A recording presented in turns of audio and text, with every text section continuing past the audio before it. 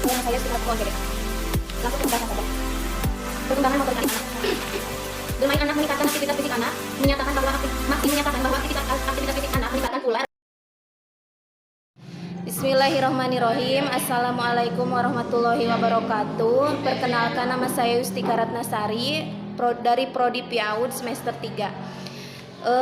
Di sini saya akan mempresentasikan makalah yang berjudul Peningkatan Kemampuan Fisik Motorik Anak Melalui Bermain.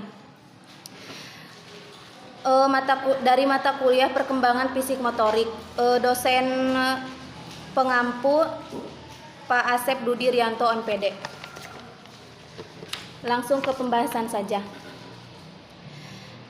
Perkembangan motorik anak. Motorik adalah semua gerakan yang mungkin dapat dilakukan oleh seluruh tubuh, sedangkan perkembangan motorik dapat disebut sebagai perkembangan dari unsur kematangan dan pengendalian gerak tubuh. Perkembangan motorik ini erat kaitannya dengan perkembangan pusat motorik di otak. Keterampilan motorik perkembangan sejak dengan kematangan syaraf dan otot.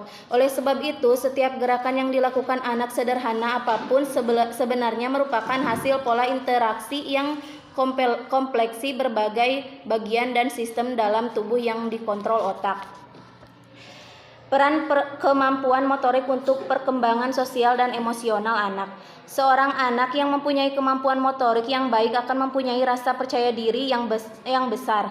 Lingkungan teman-temannya pun akan menerima anak yang memiliki kemampuan motorik atau gerak lebih baik, sedangkan anak yang memiliki kemampuan gerak tertentu akan kurang diterima teman-temannya. Peran kemampuan motorik untuk kognitif anak. Bermain anak meningkatkan aktivitas fisik anak. Maxim menyatakan bahwa aktivitas fisik anak meningkatkan pula rasa keingintahuan anak dan membuat anak-anak memperhatikan benda-benda, menangkapnya, mencobanya, melemparnya, atau menjatuhkannya, mengambil, mengocok-ngocok, dan meletakkan kembali benda-benda ke dalam tempatnya. Kemampuan motorik kasar dan halus anak taman kanak-kanak. Pengembangan motorik adalah proses seorang anak belajar untuk tampil menggerakkan anggota tubuh. 1. Keterampilan lokomotorik, berjalan, berlari, meloncat, meluncur. 2. Keterampilan non-lokomotorik, menggerakkan bagian tubuh dengan anak diam di tempat, mengangkat, mendorong, melengket, berayun, dan menarik. 3. Keterampilan memproyeksi dan menerima atau menangkap benda, menangkap, melempar. Gerakan motorik kasar anak usia dini. Perkembangan motorik anak terbagi menjadi dua, yaitu gerak motorik kasar dan motorik halus. Gerak motorik kasar terbentuk saat anak mulai memiliki koordinasi sebagai besar bagi tubuh anak. Oleh karena itu, biasanya memerlukan tenaga karena dilakukan oleh otot-otot yang lebih besar. Pengembangan gerak motorik kasar juga merupakan koordinasi kelompok otot-otot anak yang tertentu dapat membuat mereka dapat meloncat, memanjat, berlari, menarik sepeda roda 3, serta berdiri dengan satu kaki. Untuk merangsang motorik kasar, menurut hadis dapat dilakukan dengan melatih anak untuk meloncat, memanjat, memeras, membuat ekspresi muka senang, sedih, gembira, berlari, berjinjit, berdiri di atas satu kaki. Untuk melatih motorik kasar anak dapat dilakukan misalnya dengan melatih anak berdiri di atas satu kaki. B. Tahap-tahap perkembangan motorik anak usia dini. Tahap kognitif, tahap asosiatif, dan tahap autonomus. Ada 5 prinsip utama perkembangan motorik menurut Malina dan Bowser. A. Kematangan. Kemampuan anak melakukan gerak motorik sangat ditentukan oleh kematangan syaraf yang mengatur gerak tersebut. B. Urutan. Urutan pertama disebut perbedaan yang mencakup perkembangan secara perlahan dari gerak motorik kasar yang belum terarah ke gerakan yang lebih terarah sesuai dengan fungsi gerak motorik. 2. Urutan kedua adalah keterpaduan, yaitu kemampuan dalam menggabungkan motorik yang saling berlawanan dan koordinasi gerak yang baik. D. Gerak motorik halus anak usia TK. Gerak motorik halus apabila gerak hanya melibatkan bagian-bagian tubuh tertentu saja dan dilakukan oleh otot-otot kecil seperti keterampilan menggunakan jari, tangan, dan gerak pergelangan tangan yang tepat. Gerakan motorik halus yang terlihat saat usia dini antara lain adalah anak mulai dapat menyikat gigi, menyisir, membuat dan menutup resleting, memakai sepatu sendiri. Perkembangan motorik anak usia 3-4 tahun, motorik kasarnya menangkap bola besar dengan tangan halus di depan badan, berdiri dengan satu kaki selama 5 detik, menghadapi sepeda roda 3 melalui lingkungan yang lebar. Motorik halusnya menggunting kertas menjadi 2 bagian, mencuci dan mengelap tangan sendiri, mengaduk cairan dan sendok.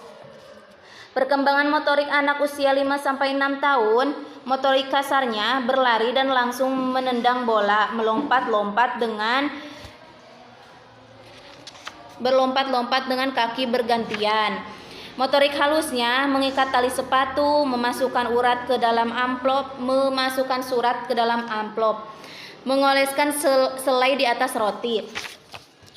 Peran guru dalam mengembangkan motorik anak usia dini dalam mengembangkan berbagai kemampuan dasar anak usia dini. Peran guru sangatlah penting dalam merencanakan kegiatan fisik atau motorik seorang guru. Guru mempunyai peran yang penting dalam pengembangan fisik motorik anak yang dapat dilakukan melalui bermain. Peran guru dalam membiasakan anak memakan makanan yang bergizi. Pertumbuhan fisik anak, proses metabolisme yang memerlukan masukan oksigen dan zat gizi, serta beberapa zat penting lainnya. Proses ini berlangsung terus-menerus, bersifat kompleks. Metode pengembangan motorik anak usia dini. Metode merupakan bagian dari strategi kegiatan pembelajaran. Oleh karena itu, metode dipilih guru berdasarkan strategi kegiatan yang sudah dipilih dan ditentukan. Metode juga merupakan cara untuk mencapai tujuan pembelajaran tertentu.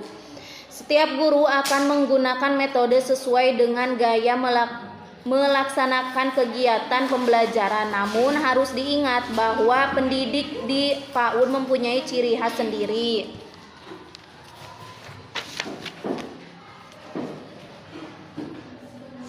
Metode yang digunakan adalah metode kegiatan yang dapat memacu semua kegiatan motorik yang perlu dikembangkan anak. Seperti untuk kegiatan motorik halus, anak dapat diberikan aktivitas menggambar, melipat, berbentuk, meronce, dan sebagainya.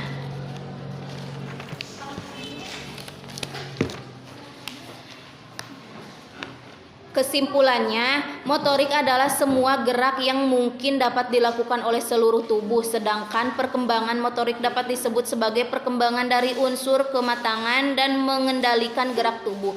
Motorik kasar adalah gerak tubuh yang menggunakan otot-otot besar atau sebagian besar seluruh anggota tubuh.